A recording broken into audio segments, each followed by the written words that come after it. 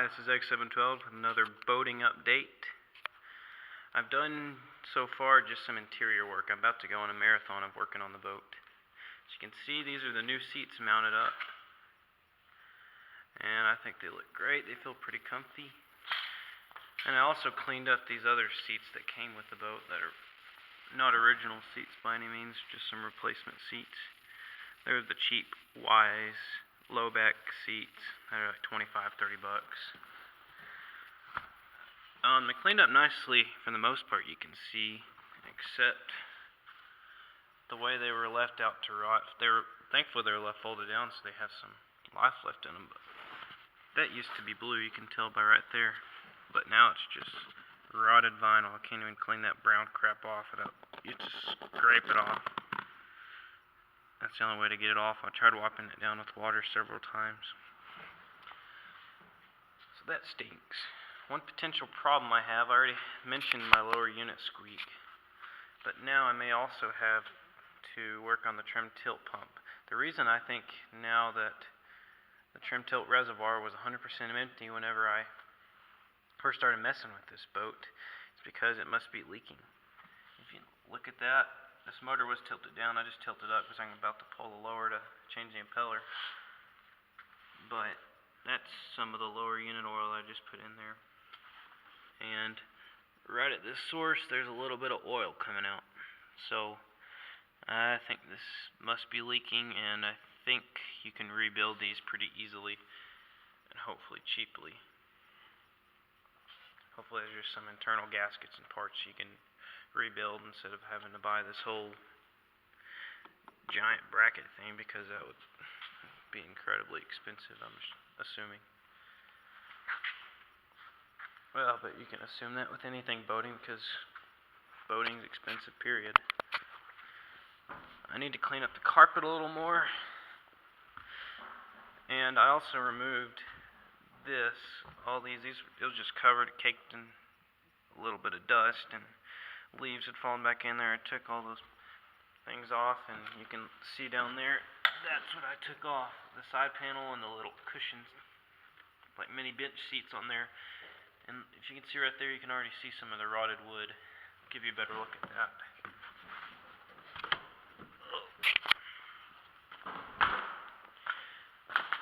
These definitely need redone. Look at that, just pure rotted. So I'm just going to go ahead and redo these. I can redo these myself. It looks pretty easy. What makes me mad is that either the company did this or whoever redid this themselves did this. But they did not use stainless steel. I'm going to get on my soapbox a little bit here, but anytime you're working on a boat, always use stainless steel. Do not use zinc plated or galvanized, because that's not going to work. You may think it's protected, but that's certainly not marine grade. It's not going to work. Use stainless steel. If you can't use stainless steel, use aluminum or brass, because that's what's going to happen. Stuff is going to rust out. I have messed with a ton of screws that whoever has worked on this before, and they used non-stainless steel screws, and now I'm having to replace those screws because they rusted out pretty quickly. So please do yourself a favor if you're messing with boats, and always use stainless steel. The next thing I want to talk about is a potential problem with this. Well, it is a problem. I hope it could be a huge problem.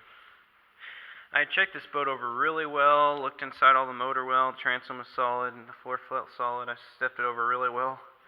But I removed this little jump seat, and the way it was stored underneath, there is a soft spot on the floor just over here. I don't know if you can hear that crunch,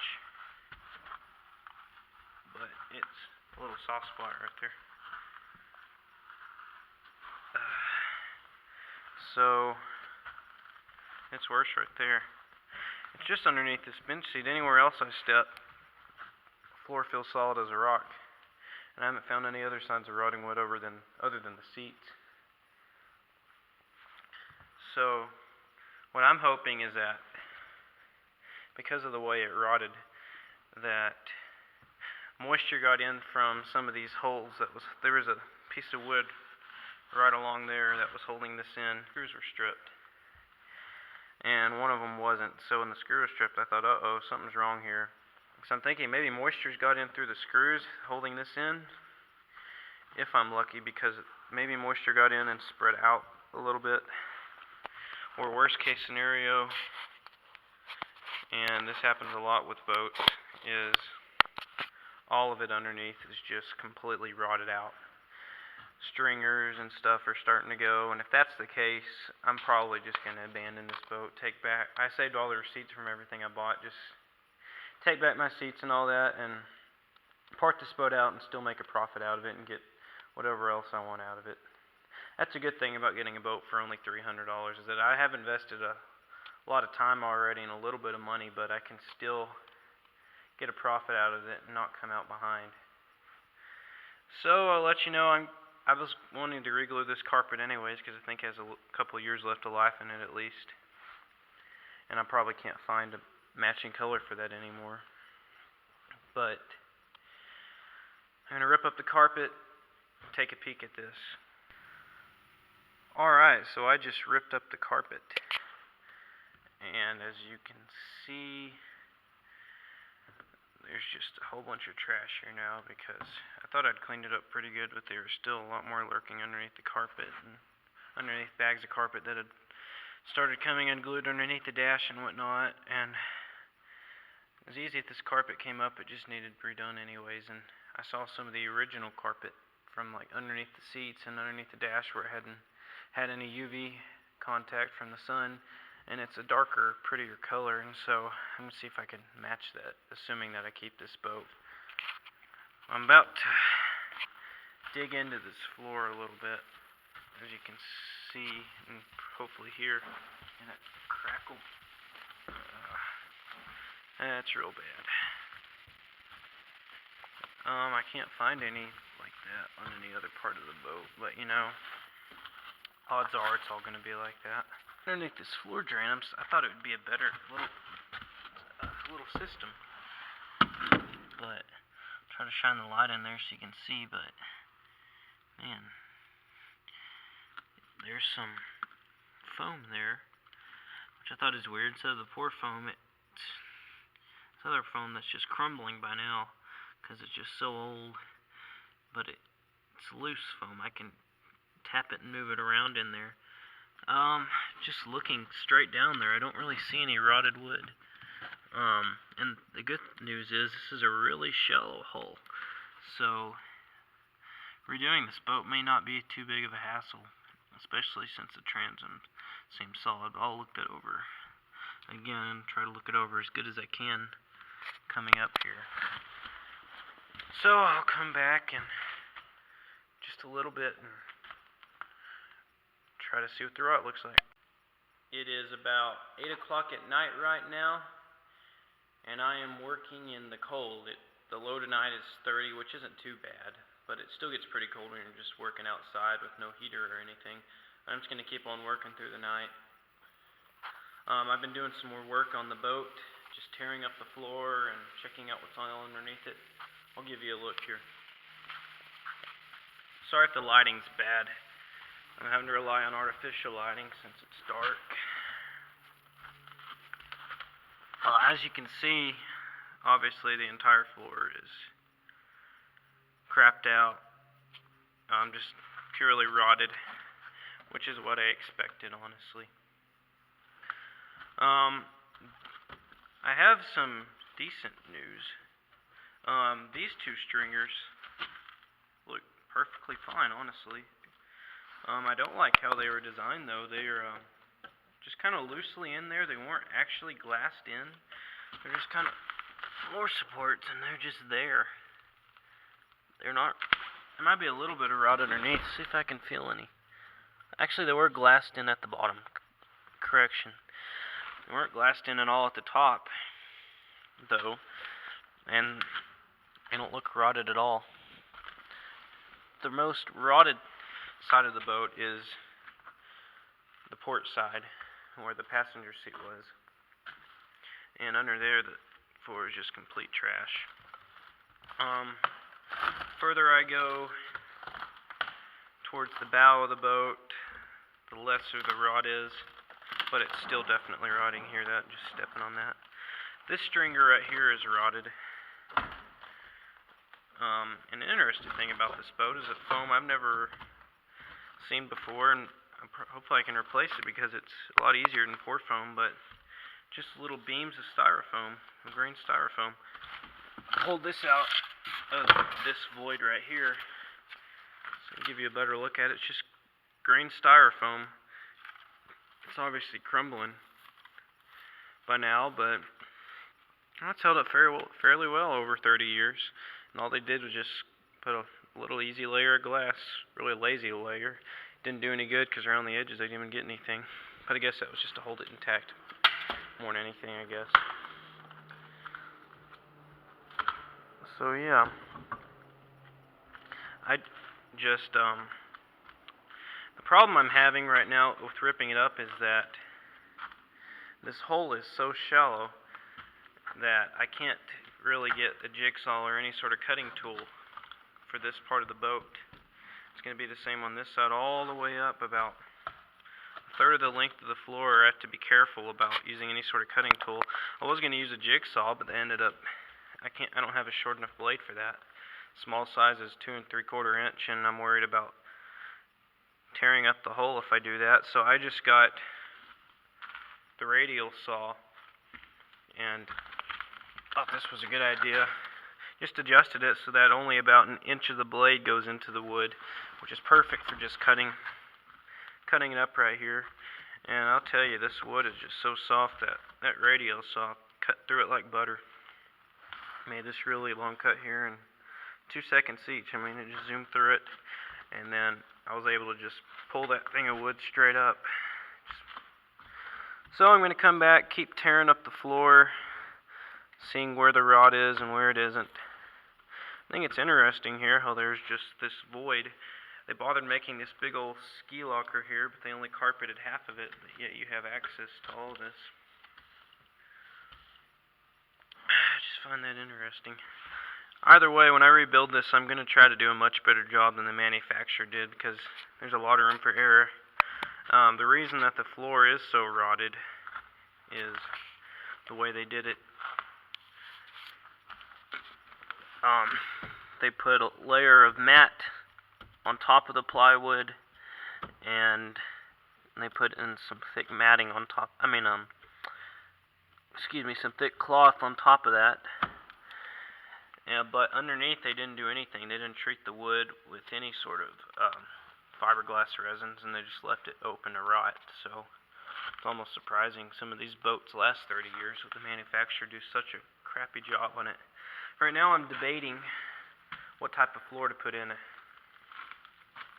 I'm thinking of maybe just doing it the same way they did it. 1/2-inch ply, but obviously I'm going to build it better. Probably an epoxy system, and if I do an epoxy system, I can't do exactly what I want though. I would like to do just a gel coat floor as opposed to traditional carpeting, because carpeting collects mold and holds moisture and encourages rot, and it fades pretty quickly. After a couple of years, carpet just really loses its gleam. Obviously, I got to get the floor up in the first place to be able to do that, and I'm hoping that the stringer rot doesn't go too far back, because I really don't want to have to remove the cap of this boat, because with a boat like this, it's going to be a lot of work. The entire, almost the entire bow of the boat, from this walk-through windshield on, which is about half the boat, is cap, and I'd have to I'm having trouble already unscrewing this little fiberglass outlay for the ski locker, because some of the screws have fiberglass over them, and I've been trying to scrape off from the heads, and most of the screws come out, but some of them just don't want to come out, and a couple are stripped, and a couple of others are stripped at the wood, or they'll just spin and spin. I have no way of getting them out. So that's where I'm at right now. Oh, and the other reason I don't want to remove the cap is because the whole back of the boat I'd have to tear out. It's just a mess. To be doing that. Odds are I'm going to have to do it all. Odds are the stringer's going to go back. The rot's going to go back all the way. But we'll see. I'll come back when I've done some more work. Alright, so I've ripped out more of the floor, and I think I'm done working for the day. I'm almost done tearing it all out, especially on this side. I'm having trouble getting the radial saw back there underneath the driver's seat, especially since it's hard to see and reach back there. But just more rotten wood is what I'm finding. Some of these stringers do end as you go up here. And there's actually some wood that's okay. Kind of hard to see, but there's wood. Darn lighting. There's two little things of wood underneath there. And some of the polyester is delaminating from it for the most part. That's great. So, some of this has actually survived. The stuff that was actually done well. For some reason they decided to do these, and I guess this is just structural.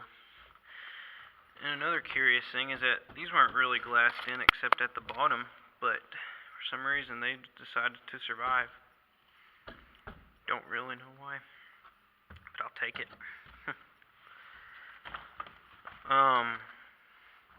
So the good news is that it looks like if I'm really wanting to fix this deck, the stringers start to end up there because the bow starts coming up right around this lock-in windshield. That's as far up as I would be able to go, so that's going to work out just fine, it looks like. And some of this, see right there, I can't really see it, but at the very back where the, underneath the driver's seat, the deck is glassed in to this. Same with on that side, of course. And I've just been tearing up a ton of this green styrofoam foam. I'm not really sure what I'm going to do about foam coming back here, assuming I fix the boat. Because that foam is not really strong. It does not seem structural by any means. It just seems purely for flotation. They just kind of stuck it anywhere they could. What I don't like is that they stuck it on the sides here. I already took it off. It had carpet over it and it was starting to come off. The styrofoam did not bond well to the fiberglass, and the carpet was coming off, so that was just a mess. I just tore it off, and I'm not even going to bother adding it to the side. I'm just going to put straight carpet or gel coat, depending on whatever I do.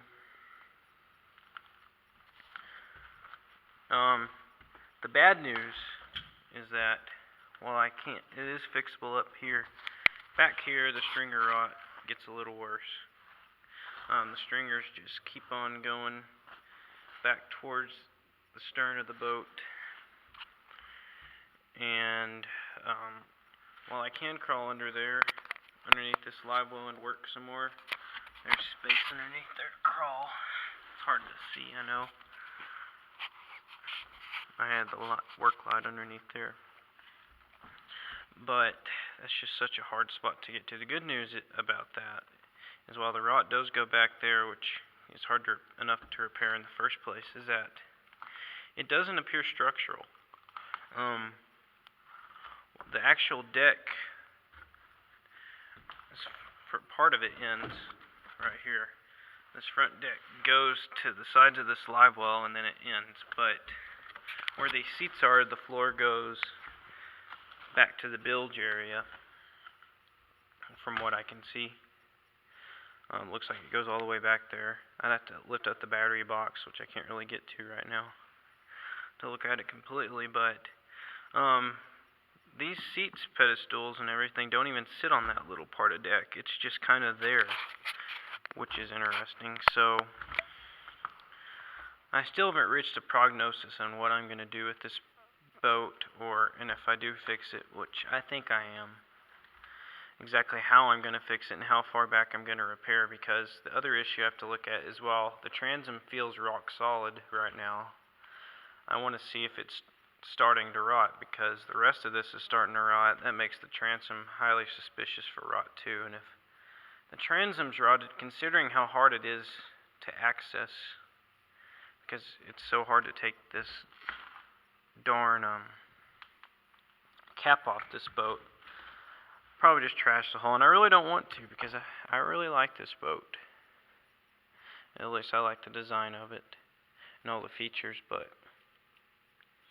I'll just see. I'm not going to spend another dime on it until I get a good look at everything and get some cost estimates. I'm thinking I'm just going to do, well, I have decided if I am going to do it, I'm just going to use wood, no pour foam or anything, and I'm either going to use polyester or vinyl ester. Depends on how long I want it to last. If I want to do a halfway job, I'll just kind of use polyester, which will work fine for another 30 years. Or I could use vinyl ester, but the thing about vinyl ester is that at US Composites, it's $30 a gallon for 435 fiberglass resin. And I know there's a lot of bad rap out there about polyester resin, but honestly, polyester resin not that fine. This boat was built in it, and it's lasted 30 years. Honestly, if I wanted to, I could have let that soft spot on the floor set for a couple more years, and it probably would have been fine, but I'm not like that. When something's wrong, I want to fix it. And even if I don't have time to get this boat done by the end of winter, I still have the silver line to go out on. So, it keeps my options open for what I could do. I like having a project boat. I like working on boats, but at the same time I don't, because it's still a lot of work, and boats are money pits, obviously.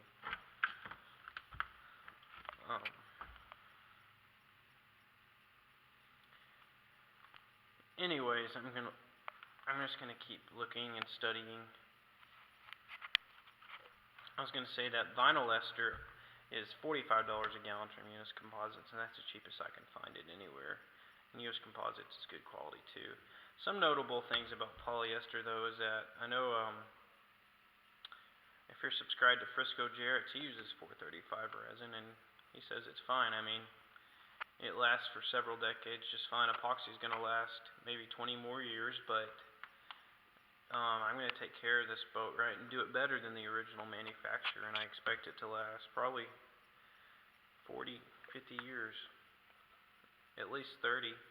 By that time, I'll be 48, or 49 actually, and I don't mind getting a new boat by then if it starts to rot again. So I'll post back. I'm done working for the day. I've just been working on a marathon out here. I've been staying in that camper right there. It has an electric heater, which is nice, and a space heater, because it's been getting down in the 30s and 20s here. But I'm just going to go home tonight, go to church. I start school on Wednesday, so that's really going to limit my ability to work on the boat. So that's where I'm at right now. Oh, and one more thing I was going to add is that the tachometer appears to work just fine, actually. The little harness that goes to the tachometer was disconnected. It was laying back there under the dash. I found it, and all I'd had to do is just reconnect it straight to the control box. And since I do have power to control box, that's the only gauge that works because of it, because I have power to control box. I haven't had time to mess with my electrical issue, because I've obviously have a lot bigger issues at hand. But the tachometer works. It was sticking at 2.5 at 1,000 RPM, if you'll remember. I mentioned that before.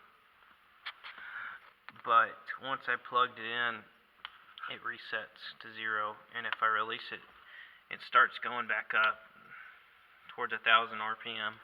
Don't know why tachometers do that, but hey, if it works, that's fine by me, as long as it works. I did change the impeller on this motor today, so that was good. The impeller was actually fine, but it's a good preventative thing to change, and the gaskets needed changing anyway. So went ahead and did that, got it back on. That was a pretty easy job. I can't test it or start it to test it because it doesn't have spark on all 6 cylinders. So that's where I'm at with the motor on this boat. I'm going to turn all my attention to the boat itself because of the floor and stringer issues. On the other boat, the parts boat, I went ahead and started changing the impeller on that one, and that impeller was completely toasted on that one. I already threw it away, but are all melted off and scathed, so I'm glad I replaced that, and the gaskets were bad. So the problem I had when I replaced the impeller on that one was that I realized that in the water pump housing there's supposed to be a little plastic or copper tube that comes up from it, and that connects to the main water tube that goes all the way up to your motor. However, that little plastic tube was missing, and so that's why it wasn't even trying to pump water, I think. I don't know why that tube was missing. It makes me wonder what the guys before that had the boat before me were doing.